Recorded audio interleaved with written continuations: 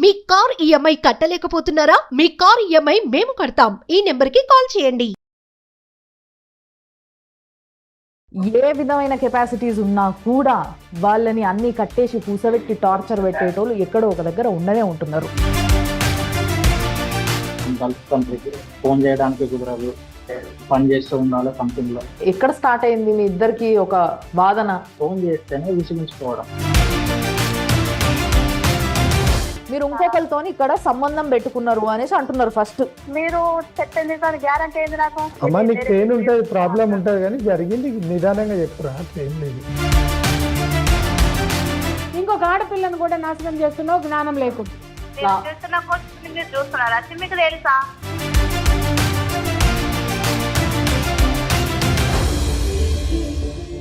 Life journey అనగానే ఒక్కొక్కరింట్లో ఒక్కో బాధ సమస్య ఉండడం కామన్. కానీ మన సమాజంలో ఇటు ఆడోళ్ళు మొగోళ్ళు అందరూ సమానమే అని అంటుంటే అన్నిట్లో సమానం ఉంటే బాగానే ఉంటుంది, కానీ ఇలాంటి వాటిలో సమానంగా ఉన్నా కూడా పెద్ద ప్రాబ్లం అయి కూర్చుంది అనిపిస్తుంది ఈరోజు. ఎందుకంటే ఎంతమంది ఆడోళ్ళు మా స్టూడియోకి ఈ ప్రాబ్లంతో వచ్చిండ్రు, అదే ప్రాబ్లంతో మొగోళ్ళు కూడా మా స్టూడియోకి వస్తున్నారు. అదే పెద్ద సమస్య అయిపోయింది. అంటే ఏ విధమైన కెపాసిటీస్ ఉన్నా కూడా వాళ్ళని అన్ని కట్టేసి కూసబెట్టి టార్చర్ పెట్టేటోళ్ళు ఎక్కడో ఒక దగ్గర ఉండనే ఉంటున్నారు.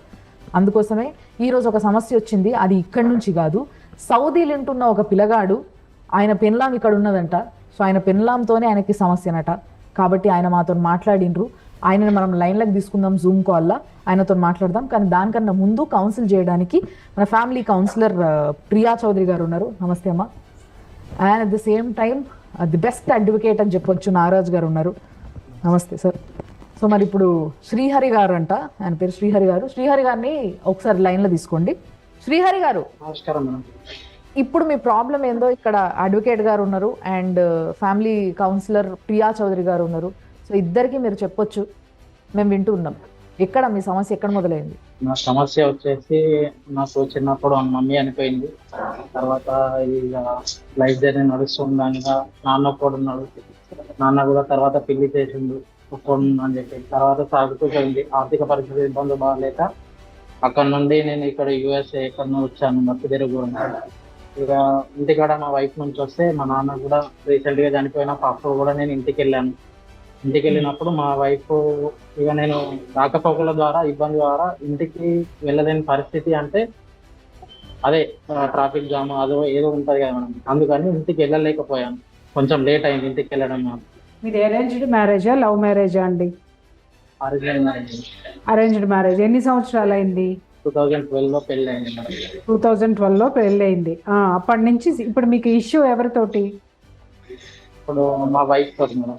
వైఫ్ తోటి. ఎక్కడి నుంచి స్టార్ట్ అయింది మీకు ఇష్యూ ఆమెతోటి చెప్పండి. నేను మా నాన్న చనిపోయిన తర్వాత నేను మళ్ళీ రిటర్న్ యూఎస్ఏకి వచ్చాను. వచ్చిన తర్వాత అక్కడ ఏంటంటే ఫోన్ చేస్తే ఫోన్ బిహేవియర్ గా మాట్లాడడం. అంటే మీ వైఫ్ కి వీసా లేదా?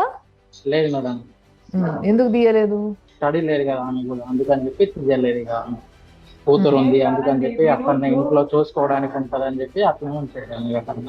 మీరు 2012లో వెళ్ళానని అన్నారు, అంటే ఇప్పటికి దాదాపు 11 years మీరు అక్కడికి వెళ్ళి. 11 years ఆవిడ ఇక్కడే ఉన్నారు. ఎందుకు అంత గ్యాప్ ఎందుకు వచ్చింది మీ ఇద్దరి మధ్య? 14లో ఒక బాబు పుట్టిండు. బాబు కూడా చనిపోయిండు. చనిపోయిన తర్వాత ఆర్థిక పరిస్థితులు ఇబ్బందులు బాగలేక నేను ఇక్కడికి వచ్చేసాను. డబ్బులు అది ఇవి పైసల గురించి ఇక్కడనే డబ్బులకు ఇబ్బంది అయితే ఏదైనా ఒక ప్లాన్ చేసుకున్నాం, ఎటన్నా బయట దేశం ఎటన్నా వెళ్ళి బతుకుదాం అని చెప్పి గల్ఫ్ కంట్రీకి వచ్చాను మేడం. ఇట్లా వచ్చిన 1 year లోపు కొంచెము కన్నుకి పొరలాగా వచ్చి ఆపరేషన్ చేయాలని చెప్పి ఇక్కడ నుండి మళ్ళీ రిటర్న్ పంపించారు కంపెనీ. ఓకే. కంపెనీ రిటర్న్ పంపిస్తే రిటర్న్ వచ్చేసాను. కన్ను ఆపరేషన్ చేసుకున్నాను. అప్పుడు ఫిజికల్ గా కలిసినందు ద్వారా మా వైఫ్ ప్రెగ్నెంట్ అయింది. కంటి ఆపరేషన్ చేయించుకున్నారు, తర్వాత హ్యాపీగా ఉన్నారు. So she became pregnant. Okay okay. Yes madam. తర్వాత ఇక కన్ను ఆపరేషన్ అయిపోయిన తర్వాత మళ్ళీ నేను రిటర్న్ వచ్చేసాను. ఇప్పుడు సమస్య ఎక్కడ మరి? 6 months అట్లా నడుస్తూ ఉన్నది. ఇక్కడ ఏంటంటే మనం గల్ఫ్ కంట్రీకి ఫోన్ చేయడానికి కుదరదు, పని చేస్తూ ఉండాలి కంపెనీలో. ఇక మా ఇబ్బందులు నాకు ఉంటాయి ఇక్కడ, ఏం చేయాలి ఎట్లా అని చెప్పి. ఇక ఫోన్ చేస్తే ఇప్పుడు 3 times 4 times అట్లా ఫోన్ చేస్తూ ఉంటాయి. మార్నింగ్, లంచ్ టైం, ఈవినింగ్ అట్లా ఫోన్ చేస్తూ ఉంటే ఆమె మాట్లాడడము, ఆమె మాట బిహేవియర్ ఆమె ఇష్టం వచ్చినప్పుడు ఇష్టం వచ్చినట్టు మాట్లాడడం, ఆమెకు ఎట్లా కావాలంటే అట్లా మాట్లాడడం, ఇక కొంచెం దూరం పెట్టడం లాగా. ఇక మొత్తం ఇట్లా మాట్లాడుతుండే ఇక నాకు విసుగు వస్తుంది మేడం. ఎందుకు మాట్లాడుతుంది, ఏంటి అది అని చెప్పి మొత్తం ఇట్లా ఏది ఎవరిని అడగడం, ఇట్లా ఎందుకు మాట్లాడుతుంది అన్ని పడ్డాను మేడం. నన్ను తెలుస్తుంది.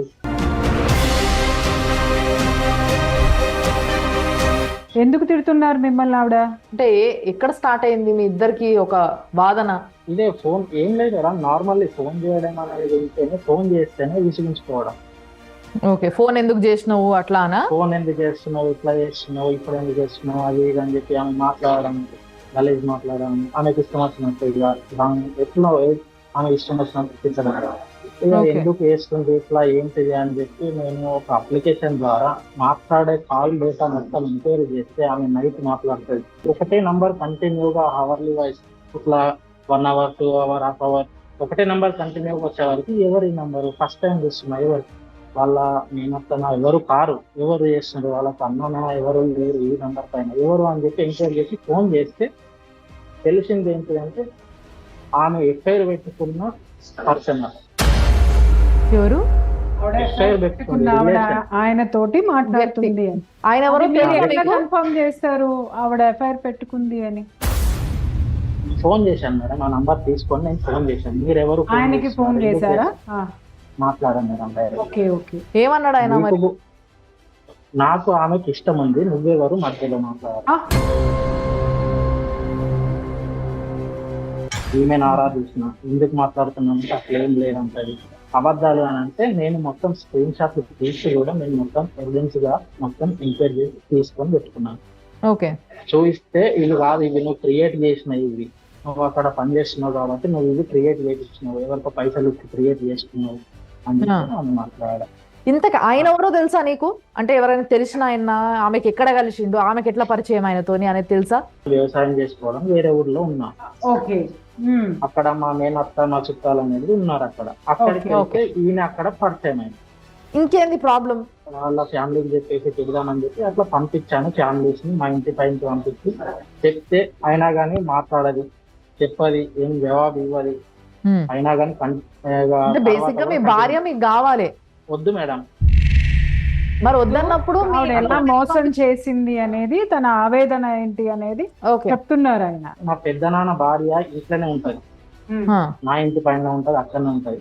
ఆమెకు తెలుసు ఇతను నా ఇంటి ప్రాపర్టీ టైంకి వస్తాడు, నైట్ లో వచ్చి కలుస్తాడు, వెళ్తాడు అని చెప్పి ఆమెను కూడా ఆరాధించిన. తీసి ఆమె ఏం చెప్పిందంటే నిజమే అని అంటే, నువ్వు వద్దు తల్లి దండం పెడతావు, నాకు ఇంతగానో ఉంది, ఏదో ఉన్నది, ఒక గుంటున్నా ఏది ఉన్నా లేకున్నా నా సొంతేది నావు అని చెప్పి నువ్వు నాకు అవసరం లేదు, నువ్వు వెళ్ళిపోతావు అనుకుంటే వెళ్ళిపో. పాపను ఆమె చూసుకుంటుందా? ఇప్పుడు ఆమెనే చూసుకుంటుంది. ఆమెనే చూసుకుంటుంది. మెయింటెనెన్స్ మీరు ఇస్తున్నారు? నేనేం ఇస్తానండి. ఆమె ఏం చేస్తుందనంటే నేను ఆమె పంపించిన డబ్బులైనా సరే ఆమె సొంతగా వృధా చేయడం అనేది. ఆ పాప కూడా ఇప్పుడు ఏంటంటే మేడం, ఆ పాపను తిట్టడం ఒక ఎట్లా తిట్టడం అని అంటే మొత్తం అంతా గలీజ్ మాటలు తిడుతుంది ఆ పాపను. ఎన్ని ఇయర్స్ అండి ఆ పాపకి? ఎన్ని ఇయర్స్? 17 లో పుట్టిందండి. 6 years. 6 years. నువ్వు వద్దు ఇంటికాడ, ఇక్కడ ఏం అవసరం లేదు అని చెప్పి ఆమెకు చెప్తే ఆమె ఏం చేసిందంటే అతని తోటి పాపను ఇంటి దగ్గర పెట్టి అతని దగ్గరికి వెళ్ళిపోయింది. పాపని ఇంట్లో వదిలేసి వెళ్ళిపోయిందంట. ఎవరి దగ్గర వదిలేసింది? ఇంటి దగ్గర ఎవరు లేరు, అక్కడ వదిలేసింది. ఇంట్లో ఎవరు? పేరెంట్స్ కూడా ఎవరు లేరు? ఇల్లు వదిలి వెళ్ళిందా లేకపోతే వదిలి వెళ్ళి వస్తూ ఉందా? వదిలి వెళ్ళేసింది. నాకు వద్దు అని చెప్పాను కానీ ఒక ఫోన్ కాల్ అనేది నేను చేసిన. ఏం చేస్తున్నావు అంటే నేను వెళ్ళిపోతున్నా, నాకు అవసరం లేదు, మీ పాపను నువ్వు చూసుకో. నీకే చెప్పింది డైరెక్ట్ గా ఆవిడ, నీ పాపను నువ్వు చూసుకో, నేను వెళ్ళిపోతున్నా, నీ పాప అవసరం లేదు, ఎవరు అవసరం లేదు అని చెప్పి ఆమె వెళ్ళిపోయింది. వెళ్ళిపోయిన తర్వాత అక్కడ 10 రోజులు అక్కడ ఉన్నది మేడం. 10 రోజులు వాళ్ళ దగ్గర ఉన్నది. వాళ్ళ దగ్గర ఉండి వాళ్ళ దగ్గరికి వెళ్ళి వాళ్ళు కొట్టినరా, మరి ఏం చేసిండ్రా, వాళ్ళు వద్దన్నారా, ఏమైందా తెలియదు. ఇక అక్కడ నుండి మళ్ళీ రిటర్న్ వచ్చింది. రిటర్న్ వచ్చిన తర్వాత రిటర్న్ వచ్చుడు పాప మా అమ్మమ్మ వాళ్ళ ఇంటికాడ ఉంది, అక్కడ ఉంటే రిటర్న్ వచ్చింది. రిటర్న్ వచ్చిన తర్వాత అక్కడికి వెళ్ళి పాపను తీసుకోవడానికి వాళ్ళు ఉద్యోగం అన్నారు.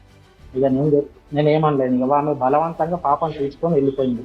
వెళ్ళిపోయిన తర్వాత నేను అప్పుడు మళ్ళీ వెకేషన్ పెట్టుకొని లీవ్ పెట్టుకొని మళ్ళీ నేను ఇంటికి వచ్చాను. నేను నువ్వు అవసరం లేదు, ఏదో డైవర్స్ చేద్దాము, కేసు వేసుకుందాము, ఇట్లా ప్రూఫ్స్ ఉన్నాయి అని చెప్పి మాట్లాడదామని చెప్పి ఇంకా కేసు వేద్దామని అడ్వకేట్ దగ్గరికి పోయినా. అతను డబ్బులు తీసుకున్నాడు, అతను ఏం కేసు టేకప్ చేయలేదు.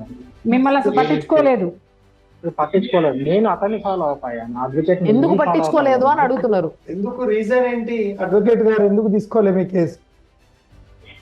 ఏమో సార్. కరెక్టేనా మీరు చెప్పే ఇన్ఫర్మేషన్? కరెక్టే సార్. అంటే నువ్వు అమౌంట్ ట్రాన్స్ఫర్ చేసినట్టు ఏమన్నా ఉందా? ఉన్నా సార్. అంటే ఫోన్ పే అట్లా ఏమన్నా చేసినా లేదా డైరెక్ట్?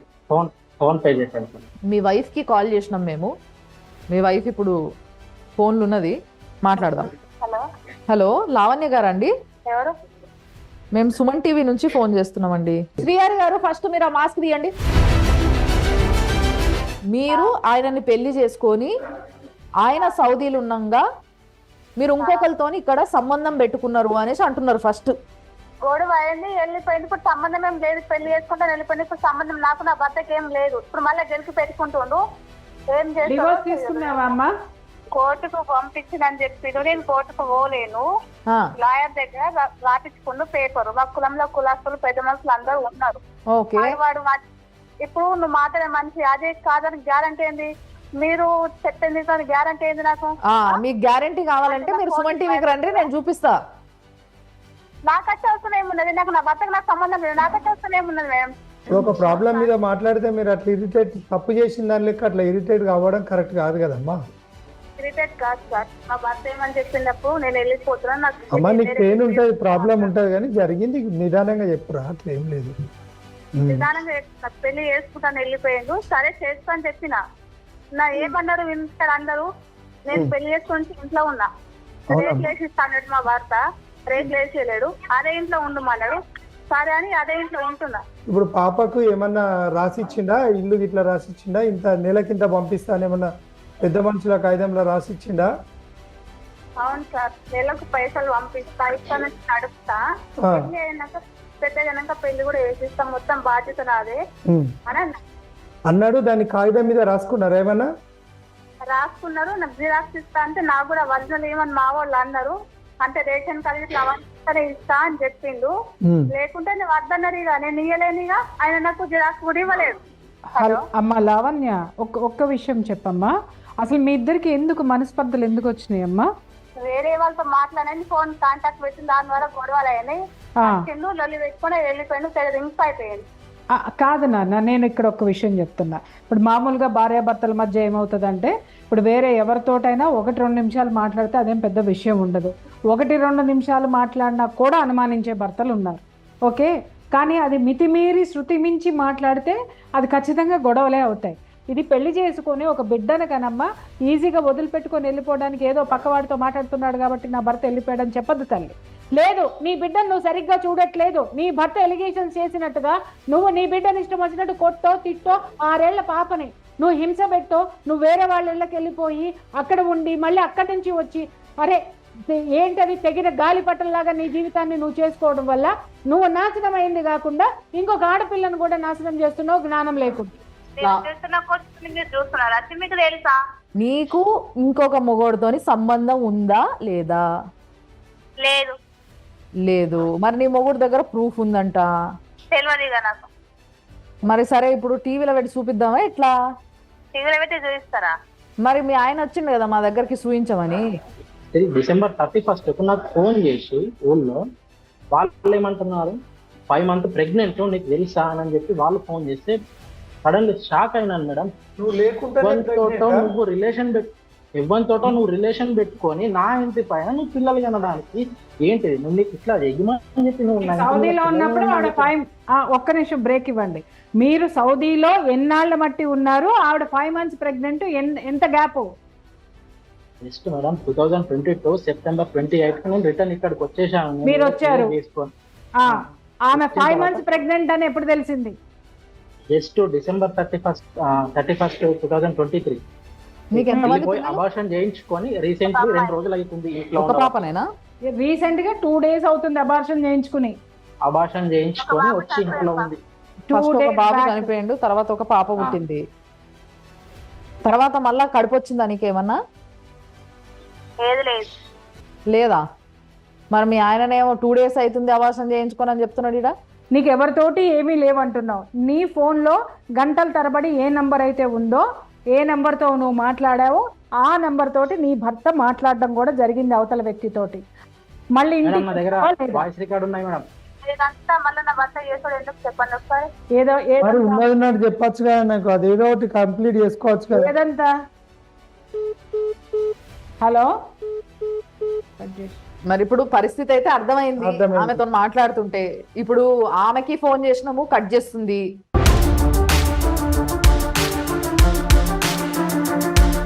ఊళ్ళో పెద్ద మనుషులలో ఏదో కాగితం రాసుకున్నారు అంటే తీర్మానం చేసిండ్రు అంటున్నారు, అది వాస్తవమా? వాస్తవమా? అక్కడి వాస్తవం అయినప్పుడు ఇప్పుడు నీ బిడ్డను నీకు ఆమె ఇస్తే తీసుకుంటావా? నీ బిడ్డ కావాలని తీసుకోవడానికి రెడీగా ఉన్నాను సార్. ఇప్పుడు ఎందుకనంటే ఆమె అది దగ్గర ఈ చెప్పరా పాప- మరి నీ బిడ్డ నీకు కావాలి. పాపను ఆమె దగ్గర పెట్టుకొని ఈమె ఇన్నిగానం చేయడానికి ఇప్పుడు పాప 7 years 6 years ఉంది. ఇప్పుడు చిన్న పిల్లలు నాలెడ్జ్ అనేది ఏదో తెలివి ప్రతి తెలివి అందరికి ఉంటుంది. ఇప్పుడు ఆమె కూడా చూసుకుంటూ అనేది నేర్చుకుంటారు. చెప్పడానికి అవసరం లేదు ఈ రోజులలో, చూసుకుంటూ నేర్చుకుంటారు. మా అమ్మ ఏం చేస్తుంది, రేపు నేను కూడా అదే చేయగలను అట్లా అనేది నా ప్రభావం పడుతుందని మీ భయం. అది ఎందుకు సో అది clarity ని బేస్ plus ఇంకోటి చేసుకొని ఏంటంటే 90 ఇప్పుడు దగ్గర ఈయనకి ఏం ఉంది. చేయొచ్చు అని మీరు అంటారు. ఒక నిమిషం ఆగు, లాయర్ చెప్తారు మీకు, మీరు వినండి. ఊళ్ళల్లో తీర్మానం రాసింది కూడా అది వ్యాలిడ్ ఎవిడెన్స్ కింద వస్తుంది. అది డైవర్స్ అయితే ఎవిడెన్స్ కింద వస్తుంది. కోర్టు ద్వారా మనము డైవర్స్ తీసుకోవడం అనేది ఒక ప్రాసెస్. లేదు డైవర్స్ డీడ్ కూడా వేసుకోవచ్చు రిజిస్ట్రేషన్ ఆఫీస్. లేదు అంటే అవుట్ ఆఫ్ ది కోర్టు మనం నోటరైజ్డ్ కూడా వ్యాలిడ్ అంటే అది ఎవిడెన్స్ కిందనే తీసుకుంటారు. నోటరైజ్డ్ పేపర్ కూడా ఎనఫ్. ఆ notarized paper 50 rupees or above stamp paper అయితే 2 సెట్లు తయారు చేస్తాం మనం, అది వ్యాలిడ్ డైవర్స్ కిందకే వస్తుంది. According to Hindu marriage act అది కూడా వ్యాలిడ్ డైవర్సే. కోర్టు ద్వారా తీసుకుంటేనే చట్టం అనేది లేదు. కానీ వీళ్ళిద్దరు ఇష్టానుసారం ప్రాపర్గా సంతకాలు తీసుకొని ఫోటో కాపీస్ పెట్టుకొని కూడా తీసుకోవచ్చు. తీసుకొని ఆ అమ్మాయికి ఆ ఇల్లు ఏదైనా ఉన్నదనుకో ఆమె మిస్యూజ్ చేయకుండా ఉంటుంది కాబట్టి ఆమెకు ఆ అమ్మాయి పాప పేరు మీద చేసి అది ఆమె ప్రాధేయపడితే. కానీ ఇప్పుడు ఆమె ఏంది అసలు వాడు నాకు అసలు భర్త విలువ లేదు, సామాజిక విలువలు లేవు అసలు. అసలు ఇంకేం ఆమె ఇక్కడ ఈ లోకంలోనే లేదు. ఆయన ఒక అడ్వకేట్ని అప్రోచ్ చేయండి, ఆ అడ్వకేట్ ఎవరో కానీ అది కరెక్ట్ పద్ధతి కాదు. అట్లాంటి అడ్వకేట్స్ ఉండబట్టి అందరికి కూడా మంచి వస్తుంది. ఎందుకంటే అది తప్పు. ఒకవేళ ఈయన కనుక ట్రాన్స్ఫర్ చేసినట్టు అనుకుంటే నువ్వు state away bar council of Telangana complaint చేయొచ్చు. ఇక్కడ అమ్మాయి చేసిన ఎలిగేషన్ మీరు మర్చిపోయారు. నన్ను వదిలేసి పోయిందండి విదేశాలకి. అమ్మా నేను ఒక్క మాట చెప్తున్నాను, గుర్తుపెట్టుకోండి. భార్యలకి భర్త విదేశాలకి పోయాడు, ఎవరి కోసం పోయినాడు? నీ కోసం, నీ బిడ్డ కోసము, తన తండ్రి కోసము వెళ్ళాడు. ఇక్కడ అతని యొక్క పోస్టును నువ్వు తీసుకోవాల్సిన అవసరము, ధర్మము భార్యగా నీకు ఉంది. నువ్వు చెయ్యాలి, ఆ బాధ్యతలు నువ్వు చేసి తీరాలి. వివాహం అంటేనే త్యాగం అని అర్థము. ఖచ్చితంగా ఆ సంసారం నడవాలి అని అంటే కష్టాలు ఉన్నప్పుడు ఓర్చుకోగలిగిందే, ఇదేం ఓర్చుకోలేనిదైతే లేదు. సంవత్సరాలు వదిలి వెళ్ళాడు అని అంటే మరి నీ బీదరికం అలా ఉంది, నీ పరిస్థితులు అలా ఉన్నాయి. అజయ్ గారు, మీరు భార్యని వదిలిపెట్టి వెళ్ళారు, బాగుంది. ఇక్కడ వాళ్ళని 1కి 4 ఎక్కువ చూసుకోవాల్సిన అవసరం కూడా మీలాంటి వాళ్ళకు ఉందండి. ఇక్కడ పెళ్ళయింది కాబట్టి పిల్లల్ని కనేస్తాము అన్నట్టుగా పిల్లల్ని కనేసిన తర్వాత సమస్యలు వచ్చినప్పుడు నిజంగా చెప్తున్న పనిష్మెంట్ ఎవరికి అనంటే పుట్టిన బిడ్డలకి పనిష్మెంట్ అవుతుంది. మీరు దయచేసి ఆడపిల్లని మీరు తెచ్చుకోండి, కావాలంటే ఆ ఇల్లు ఆమెకి ఇచ్చేసేయండి, మీరు మళ్ళీ సంపాదించుకోండి, మీ బిడ్డకి సంరక్షణ ఇవ్వండి తప్ప అలాంటి చోట మీ భార్య దగ్గర బిడ్డను వదిలేయటం చేయకండి, దయచేసి చేయకండి. ఎందుకంటే ఆవిడలో నిర్లక్ష్యం చాలా ఉంది. ఆ నిర్లక్ష్యం మీరు దగ్గర లేకపోవడం వల్ల, తన శరీరం యొక్క అవసరాలు తీర్చకపోవడం వల్ల కావచ్చు, ఆర్థిక పరమైనది కావచ్చు, ఇంకా చుట్టుపక్కల వాళ్ళు పెట్టినటువంటి టార్చర్ కావచ్చు, ఏదైనా కావచ్చు. తను చాలా రిజిడ్గా ఉంది. జోడెడ్ల బండి, 2 ఎద్దులు కరెక్ట్గా ఉంటేనే కాడి కరెక్ట్గా ఉంటుంది, బండి నడుస్తుంది. సో భార్యాభర్తలు ఇద్దరు కూడా అండర్స్టాండింగ్తో ఉండండి. ఇప్పుడు ఏదైతే ఉంది ఇది అతకని బతుకులు, ఎలాగూ విరిగిపోయింది, ఆ ఇరుసు విరిగిపోయింది కాబట్టి దాన్ని సరి చేసుకునే ప్రయత్నంలో ఉండండి. బిడ్డ ఒక ఏజ్ వరకు తల్లి దగ్గర ఉండడమే న్యాయం అనేది మనం వింటాం. ఎవరైనా పాపైనా బాబైనా తల్లితోనే ఉంటారు. మరి ఇప్పుడు తండ్రికి కావాలి అని అంటే ఏం చేయొచ్చు? మరి గార్డియన్ ఆఫ్ కస్టడీ తండ్రి కూడా కోరొచ్చు అనేది కొత్తగా వచ్చింది అనేది. అయితే గార్డియన్ ఓపి కింద అడగచ్చు. కాకపోతే యాక్చువల్లీ ఏంటంటే భార్య ఒప్పుకుంటేనే, అంటే ఆమెకి నాకు సాధడానికి కుదరదు అంటేనే కోర్టు ఇస్తుంది, అదర్వైజ్ ఇవ్వడానికి లేదు. కానీ విజిటింగ్ రైట్స్ అయితే ఇస్తారు. ఈ 497 ఎత్తేసిర్రు, సుప్రీంకోర్టు జడ్జిమెంట్ ఇచ్చింది, ఇష్టం ఉన్నట్టు తిరుగుర్రా అని చెప్పి ఏదైతే టీవీలలో వస్తుంది, అది తప్పదు. అది జడ్జిమెంట్ అనేది తప్పు. అట్లా అని చెప్పి ఎక్కడ మన ఇండియాలో అట్లాంటిది విచ్చలవిడితనం లేదు. కానీ ఇది ఎప్పటి నుండో కూడా ఉంది అట్లా అని చెప్పి. సుప్రీంకోర్టు నాకు ఇచ్చింది అని సుప్రీంకోర్టు ఒక ఇంట్లోనే ఇద్దరు మొగుళ్ళతో కాపురం చేసే వాళ్ళు బోల్ మంది ఉన్నారు సార్, నాతో వస్తే నేను చూపిస్తాను. ఈ పేరెంట్స్ కూడా తప్పు చేస్తారు. ఆ ఎందుకంటే ఉమ్మడి కుటుంబం ఉంటే అంత బాధ్యతగా పెంచారు. ఇప్పుడు ఒక్కరిద్దరు అయ్యారు, వానికి అవసరమే లేదు, బుక్కడంతా తిండి పెడితే ఇంట్లో ఉంటుంది. వీడికెళ్ళి సాఫ్ట్వేర్లు అని చెప్పి వీళ్ళేదో సంపాదించి ఆడేదో బంగ్లా కట్టినట్టు ఈడ చూస్తే ఒళ్ళు సోయలేదు, ఇల్లు సోయలేదు. ఇక్కడ ఉన్న పరిస్థితులలో సామాజిక విలువలు లేవు, సామాజిక బాధ్యతలు లేకుండా పెరుగుతాను. విచ్చలవిడితనం అయిపోయింది.